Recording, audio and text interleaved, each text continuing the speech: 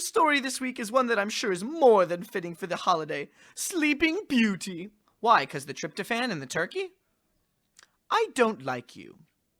Anyway, the story begins in the kingdom of Darabreen, where the young Princess Mara was about to turn 16. And you know what that means? Daddy! Daddy! What is it now, Mara? Look at this dress the Royal Style Consultant picked out for me. It looks lovely, dear. It does not. It looks vomitrocious. Daddy, have the Royal Style Consultant beheaded, please. Now, Dumpling, we can't just behead people over one tiny little misstep. Tiny? This dress makes me look like a shiny pineapple. I can't attend my sweet 16 looking like gold-plated produce. I want him beheaded, Daddy. And if you don't take care of this right now, I'm going to scream. Oh, how I envy the commoners. They only have to deal with poverty, poor sanitary conditions, and the bubonic plague. It must be paradise. Nobody was safe from Princess Mara's wrath, not even her dear sainted mother. Especially not her dear sainted mother. Genevieve! Genevieve, get in here! Dear heart, one does wish you would go back to calling one mother or mumsy. Oh, can it with the one does not wish crap, Genevieve. Look at these streamers. They're appalling. Look at these drab, flimsy things. I want more glittery streamers. Get it done. I do believe I shall go mad. I'll schedule it for next Thursday. Fed up with the princess and her demands, the king and queen decided to take drastic measures. They sent for the most powerful witch in the kingdom. How soon will she be here, darling? I know not, my love. I sent the messenger 5 hours ago. Ah, there she is. So, your majesties, you seek to solicit my nigh unlimited power? Yes, we do. What is it you wish? Our daughter has become absolutely unbearable. She makes ludicrous demands of everybody, including us. Many times she has threatened to have various servants executed over such minuscule matters. And what exactly is it you wish for me to do about this? Anything that means we can all sleep again. Very well, but it will cost you dearly. Money is no object. It is not money I seek from you. It is your throne. You horrid witch! Such is my price. Take it or leave it. Well... Darling, you can't seriously be considering... I'm a desperate man, Genevieve. Then we have a deal? What's going on in here? Who the hell is this bitch in all black? I am the great sorceress Agatha, and I do not take kindly to being addressed in such a manner. I told you, Daddy, no magicians. This is not a little girl's party, and I am not a little girl. Ugh! This party is gonna suck on toast! You know what? This one's on the house. Later that night, the sorceress concocted a magic potion for the princess to ingest at the party.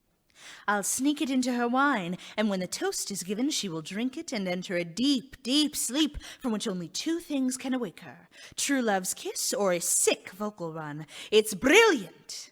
And so... Wait a second. She's only 16. Why is she being given wine? It's medieval times. Everybody was an alcoholic.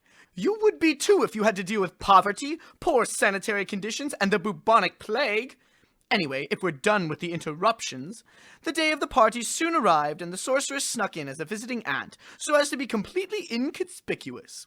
When absolutely no one was looking, she poured some of the magic potion into the Princess Mara's wine. At the halfway point of the party, the king rose to make a toast. I would like to raise a toast to my beloved daughter Mara, who this day is one step closer to womanhood. Yawn! And one step closer to being out of my hair forever. Yes, laugh, you ignorant sons of... Let us all raise a glass to the health and happiness of the princess. Don't forget future queen. Don't count on it, Pumpkin. What? Nothing. To the princess. To the princess. Princess. And no sooner had her lips left the chalice did Princess Mara fall under the potion spell. Oh, good heavens! What happened? Is she dead? The princess is asleep, and shall remain so until she is woken by either true love's kiss or some super sick vocalization. You vile, wretched sorceress! Hey, you said you wanted me to do whatever it took so that you all could sleep peacefully again. Those were your exact words, dear. I want my daughter back! Tell you what, my liege, try this new arrangement out for a week. If you're not completely satisfied, I'll cure her with an aria by Mozart. Please, darling, let's give it a whirl. Well, if it will make you happy, dear. Yay!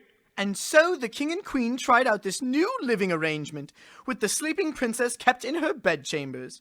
The result? Oh, darling, I've never been more content in all my life. I had long forgotten what contentment felt like. 'Tis a sweet feeling, like a feeling one gets after a large meal of perfectly cooked meats and puddings. I do believe I owe that kindly sorceress Agatha an apology. Apology accepted, your majesty. Now, since my work is done, I'm off to Aruba. Olé! And so the princess remained there in her bed, sleeping for about 650 years. During that time, the winds of change blew, as they do. The kingdom of Darabreen eventually became the city of Amsterdam. Princess Mara's bedchambers remained undisturbed all that time, until one fateful day. You see, just a few towns over, there lived a young girl who performed in a punk rock band under the name Sydney Dream Smasher. Her real name, appropriately enough, was Cynthia Birdsong. Her parents, however, disapproved of the genre of music she chose to associate herself with. And, after a huge argument, young Sydney ran away. She managed to trudge and hike all the way to the old abandoned castle. Fascinated by it, she roamed around, looked at each and every room until finally reaching Princess Mara's bedchambers. This whole place rocks.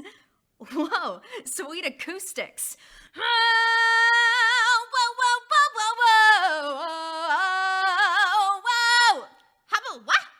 What was that? Where am I? Why am I in my bedchambers? Holy crap. Perhaps a better question is, who the hell are you and why are you in my bedchambers? I'm Sydney. Are you, like, a genuine princess? Look at my head. See that tiara? Would a chambermaid wear a thing like this? Of course I'm a damn princess. I'm the damn princess. You're Princess Alexia? You're much taller and bitchier in person. The name is Mara, peasant.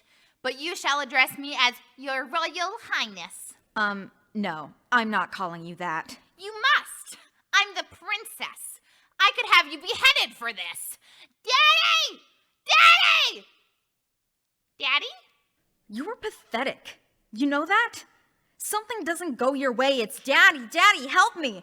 You know, in the 1 minute I've known you, you've been nothing but a huge, colossal pain in the ass. I don't think you're a princess. I think you're just some delusional teenage brat who ran away from home because her parents didn't get her the super expensive cha-cha heels she wanted for Christmas. You make me want to puke. I'm getting out of this nut house. Where do you think you're going? Have I dismissed you? Dismiss my sphincter. I'm going to crash at my friend Janie's house. After that altercation, Princess Mara decided to go out for a walk to calm down. She was quite shocked to see that she had woken up in a completely different world, one in which she ruled over no one, one in which her father and mother, once king and queen, practically never existed. Frightened and confused, she wandered into a public park and sat down on a rock. Tragically, she failed to spot a quiet little coral snake resting on the rock, and sat upon it. What a coral snake was doing in the Netherlands, I'll never know. Anyway, the snake, sensing it had been attacked in return, biting the closest part of the princess's anatomy. The princess who, mind you, came from a different time and environment, died almost instantly. Now I hope you've all learned a valuable lesson from this tale. What lesson was it we were supposed to learn from that? The lesson is, don't be a douchebag. It will always come back to bite you in the ass. Well, happy Thanksgiving, everyone!